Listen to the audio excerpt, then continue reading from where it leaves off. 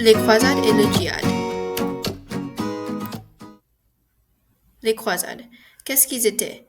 Les croisades étaient une expédition militaire et religieuse menée contre les ennemis de la foi chrétienne, les musulmans, pour reprendre Jérusalem et la Terre sainte. Il y avait 8 grandes croisades qui ont eu lieu de 1095 jusqu'à 1291. Causes et facteurs de motivation.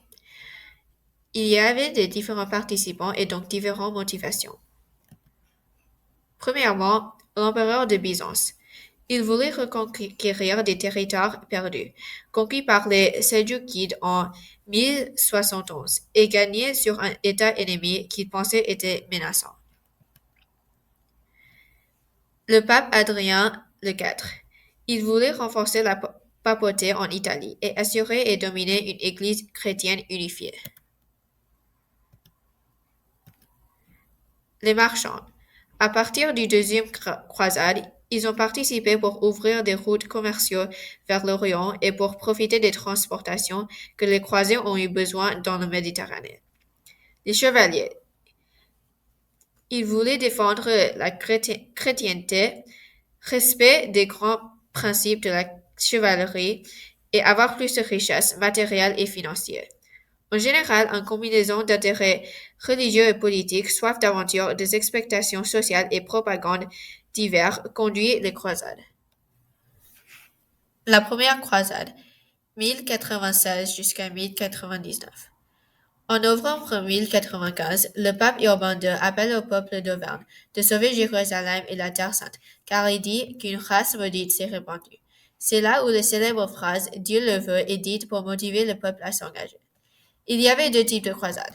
Le premier type, dit la croisade des gueux, désigne la croisade des 12 000 personnes qui sont parties de France en mars 1096, conduite par Pierre l'Ermite. Ce groupe consistait de paysans, femmes, enfants et vieillards, qui n'étaient pas vraiment armés et ne savaient même pas où se situait Jérusalem. Ils ont marché jusqu'à Constantinople, puis Nicée, une place forte turque, où presque tous d'entre eux sont tués par les Turcs. Le deuxième type, appelé la croisade des seigneurs, a eu lieu entre l'été et l'hiver 1096. Il y avait 4 armées et ils étaient tous bien équipés et plus prêts à battre que le peuple de la croisade des gueux. Ils ont commencé de différents endroits dans le royaume de France et le Saint-Empire romain germanique pour se réunir à Constantinople, puis à Nicée, dirigé par Godefroy de Bouillon, et puis à Dorilé, où ils ont gagné une bataille contre les Turcs. La longue marche jusqu'à Jérusalem était très dure, et durant cela, ils ont pu capturer le ville d'Antioche. Quand ils ont arrivé à Jérusalem, les croisés ont pris le ville en siège pendant 40 jours, du 7 juin 1099 jusqu'à 15 juillet. Ce jour-là, ils ont réussi à escalader les remparts de la ville et à commencer le pillage de Jérusalem. Cette première croisade a donné naissance à 4 principautés chrétiennes en Terre sainte, dans l'Orient. Le comté d'Édesse, la principauté d'Antioche, le comté de Tripoli et le royaume de Jérusalem. La première croisade était le seul succès pour les chrétiens, et il est connu pour être l'inspiration des récits de l'idéal, du chevalier chrétien comme Godefroy de Bouillon, mais aussi les ordres de chevalerie. La deuxième croisade, 1147 jusqu'à 1149. La deuxième croisade était causée par la prise de comté d'Édesse par les musulmans en 1144. Le roi Louis XII de France et l'empereur Conrad III de l'Allemagne rassembla donc leurs armées en 1146 et commencent leurs expéditions pour reprendre les terres saintes perdues en 1147. À cause de désaccords entre généraux, manque d'organisation et erreurs militaires, ils perdent 3 batailles clés, un en 1147 et 2 en 1148, un d'entre eux qui a eu lieu en Damas, où les chrétiens avaient moins de soldats que les musulmans. En 1150, le comté d'Édesse cesse d'exister. La troisième croisade, 1189 jusqu'à 1192. La troisième croisade a été déclenchée quand le sultan d'Égypte, Salah ad-Din, a vaincu contre l'Empire latin d'Orient dans la bataille d'Aden et réussi à emparer le ville de Jérusalem en 1187. Il est appelé la croisade des rois à cause des 3 souverains très prestigieux. L'empereur Frédéric Barberousse empereur du Saint-Empire romain germanique, le roi de France Philippe Auguste et le roi d'Angleterre Richard Cœur de Lion. Par contre, Barberousse s'est noyé en juin 1190 et Philippe Auguste est rentré en France pour profiter de certaines possessions françaises. Richard Cœur de Lion, tout seul, ne pouvait pas prendre la ville de Jérusalem, et en 1192, après la bataille de Jaffa, un trêve entre les chrétiens et Saladin est écrite, qui disait que Jérusalem resterait dans les mains des musulmans, mais que les chrétiens pouvaient avoir une bande de terre autour d'Acre. La quatrième croisade, 1202 jusqu'à 1204. Soutenu par le pape Innocent III, qui n'aimait pas le trêve fait en 1192. Cette croisade avait d'abord pour but Égypte, mais finalement fait deux détours. Un à la ville de Zara pour faire un siège interdit par le pape, mais finalement réalisé à cause des dettes que les croisades devaient aux Vénitiens. Et l'autre à Constantinople, où en 1204, un mise à sac a eu lieu qui divise les catholiques et les orthodoxes, et l'Empire byzantin est réparti entre Venise et ses alliés. La croisade des enfants, 1212. Pensant que seuls des enfants innocents pouvaient libérer Jérusalem, plus de 30 000 enfants partent. Ils sont rapidement pris comme esclaves. La cinquième croisade, 1117 jusqu'à 1121. La cinquième croisade a tenté de venger la quatrième croisade dans une autre façon. Ils essayent de prendre Égypte, qui était la siège du sultan. En novembre 1219, ils ont réussi à prendre la ville de Damiette. Mais 3 ans plus tard, en 1221, ils sont forcés de partir après la bataille de Mansoura, quand ils se sont rendus compte qu'ils étaient trop isolés et qu'ils n'étaient pas sûrs des conditions locales. La sixième croisade, de 1228 jusqu'à 1229.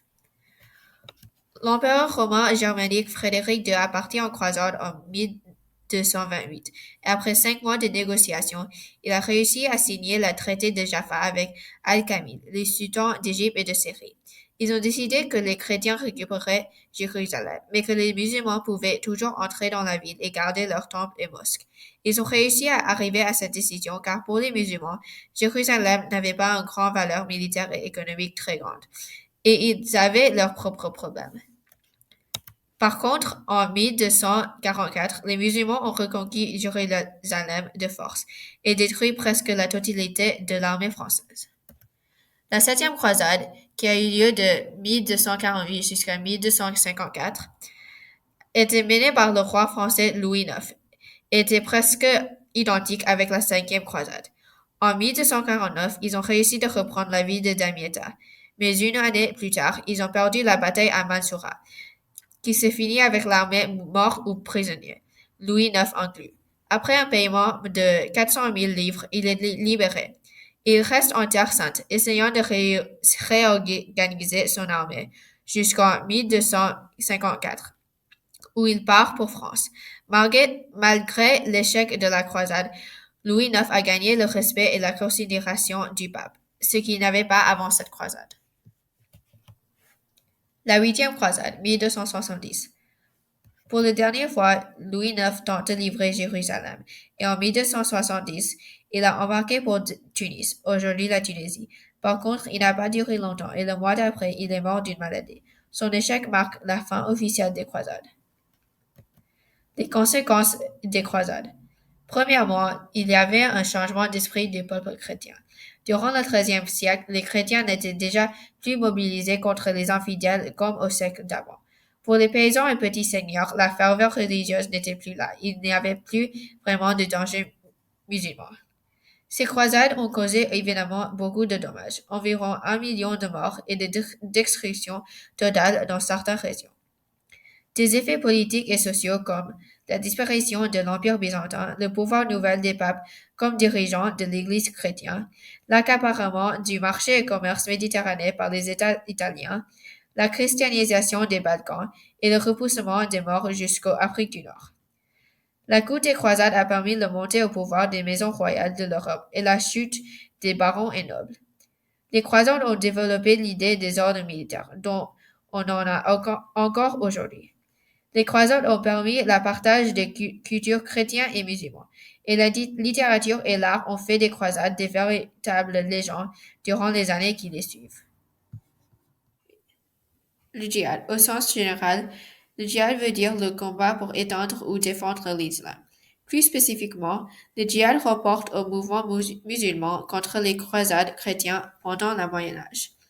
Vers 1105, après la première croisade, le savant de Damas, Tahrir al-Sulami, a urgé tout musulman de participer au djihad, ce qui est décrit comme une guerre sainte qui a devenu un devoir d'obligation personnelle. Cela a mené aux victoires des musulmans dans la deuxième croisade pour reprendre la comté d'Édesse et aux troisième croisade pour reprendre la ville de Jérusalem. Sous le général Saladin, le djihad permet aux musulmans de repousser tous les chrétiens en dehors des terres saintes et donc de préserver sa contrôle vaste. Pour conclure, les croisades, qui ont duré presque 200 ans, avaient pour but de reprendre les terres saintes, notamment la ville de Jérusalem. Pour reprendre à cela, les musulmans participaient au djihad pour repousser les croisés et finalement prendre victoire à la fin des croisades, en 1291. Les croisades et le djihad a eu de nombreux effets, notamment le partage des cultures et commerces, mais aussi la xénophobie contre les différentes religions, l'agrandissement des pouvoirs de l'Église et la division entre les églises d'Occident et d'Orient.